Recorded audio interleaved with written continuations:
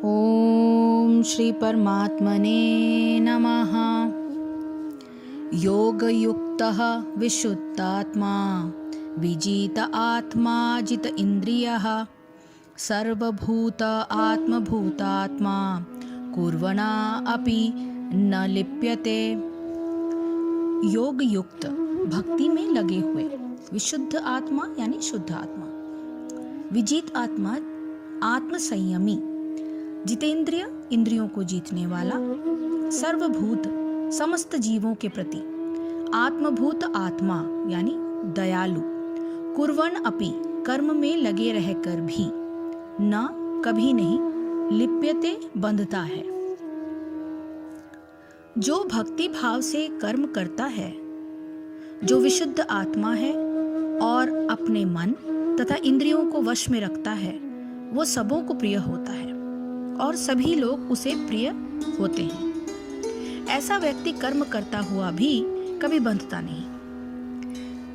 तात्पर्य यह है कि जो कृष्ण भावनामृत के कारण मुक्ति पथ पर है, वह प्रत्येक जीव को प्रिय होता है और प्रत्येक जीव उसके लिए प्यारा है।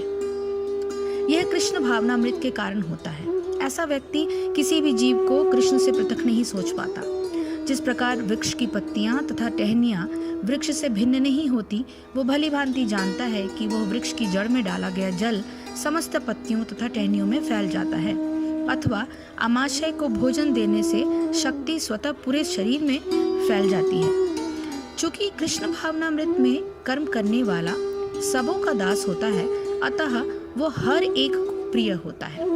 चूंकि प्रत्येक व्यक्ति उसके कर्म से प्रसन्न रहता है, अतः उसकी चेतना शुद्ध रहती है।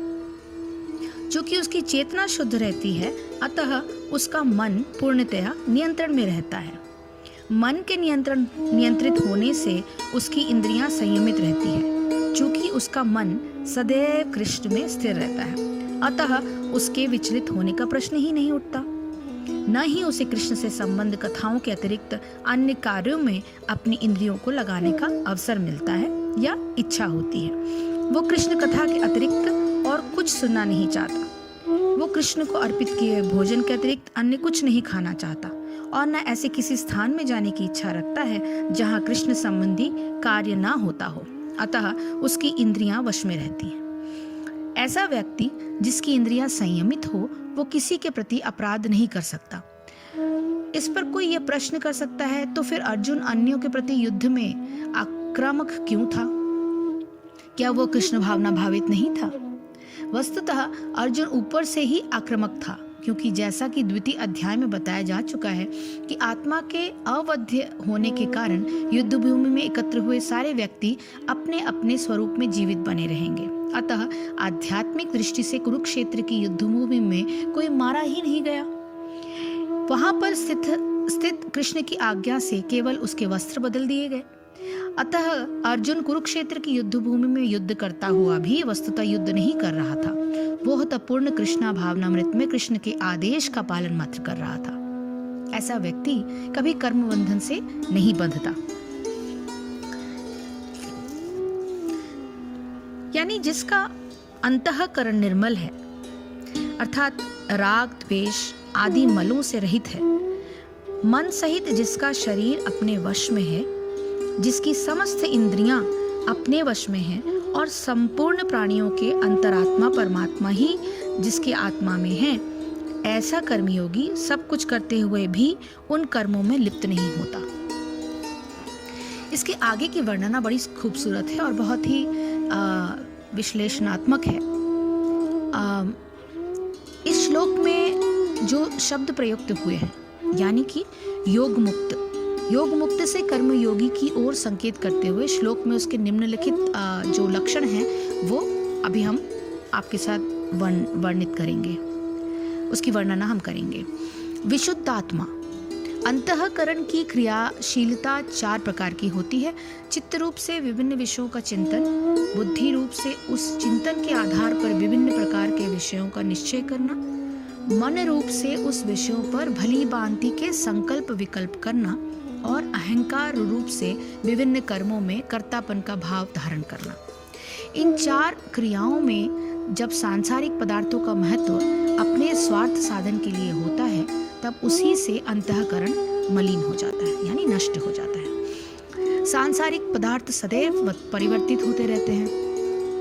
उनका महत्व होने से उनके प्राप्त करने की कामना होती है, किंतु सदैव परिवर्तनशील होने के कारण कामना की पूर्ति अत्यंत अल्पकालिक होती है और उसका पर्यवसान अपूर्ति में होने से अंतःकरण दुखी एवं निराश और संतप्त हो जाता है। इसी कारण सांसारिक पदार्थों में महत्व बुद्धि होने से ही अंतःकरण मलिन हो जाता है। कर्मयोगी के लिए सांसारिक पदार्थों का महत्व अपने स्वार्थ के लिए न होने के स्थान पर केवल और केवल लोकहित के लिए ही उनका उपयोग होता है। लोकहित होने में कर्मयोगी का हित भी निहित रहता है, अतः उसे अपने लिए किसी अभाव का अनुभव नहीं होता। इस कारण उसका अंतःकरण हर समय आनंद से परिपूर्ण रहता है। यही उसका विशुद्धात्मा होना है। दूसरा, विजित आत्मा। इस शब्द से यह बताया गया है कि अपने मन और शरीर पर कर्मयोगी का पूर्ण रूप से नियंत्रण होता है। वो किसी सांसारिक पदार्थ का ग्रहण अथवा त्याग इस आधार पर नहीं करता कि वह पदार्थ उसे प्रिय अथवा अप्रिय है, अपितु इस आधार पर करता है कि परिस्थिति के अनुसार उसका उपयोग अथवा त्याग लोकहित में आवश्यक है। उपयोग करने में मन और शरीर क्रियाशील होते हैं, अतः आवश्यकता के अनुसार उपयोग करने से इस दोनों पर उसका पूर्ण नियंत्रण रहता है। प्रियता के आधार पर पदार्थों का उपभोग करने से मन और शरीर में उच्छृंखलता आ जाती है। तीसरा, जितेंद्रिय। अध्याय 3 के श्लोक संख्या 34 में बताया गया है कि इंद्रियों के अपने विषयों में राग और द्वेष व्यवस्थित रहते हैं, अर्थात कोई पदार्थ जो हमें प्रिय लगती है, कोई पदार्थ हमें अप्रिय लगती है। कर्मयोगी पदार्थों के ग्रहण अथवा त्याग में राग और द्वेष को कोई महत्व नहीं देता, अपितु उसकी दृष्टि केवल उनकी उपयोगिता पर रहती है। इस आधार पर वह पूर्णतया जितेंद्रिय हो जाता है। चौथा, सर्वभूतात्मा भूतात्मा। सर्वभूतात्मा भूतात्मा।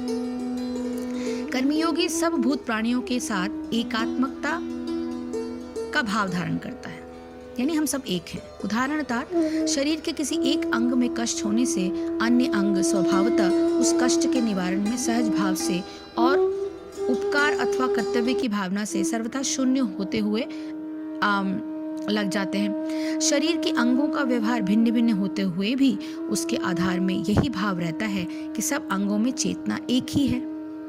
इसी प्रकार कर्मयोगी हर भूत प्राणी को अपने अंतरात्मा परमात्मा का ही रूप समझकर उनके सुख दुख में एक आत्मा का ही अनुभव करता है।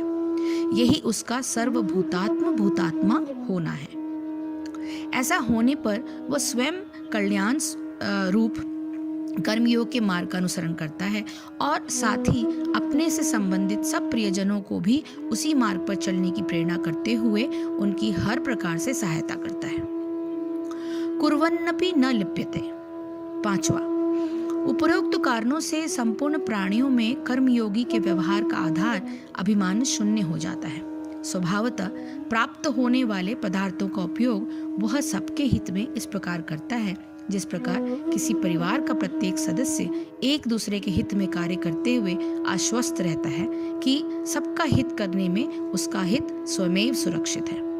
इस प्रकार कर्मयोगी सारे कर्म करते हुए भी उनसे अपने व्यक्तिगत हित की भावना से शून्य रहता है। यही उसका कर्मों में लिप्त ना होना है। परिवार एक दूसरे के लिए होता है और परिवार में एक दूसरे के साथ बंधे रहने में ही भलाई होती है। और एक दूसरे के लिए अगर आप जैसे अपनी व्यक्तिगत चीज़ों को छोड़कर आप सोचते कि ये मेरा परिवार है और हम एक दूसरे के अच्छे बुरे का ध्यान रखें, वो ही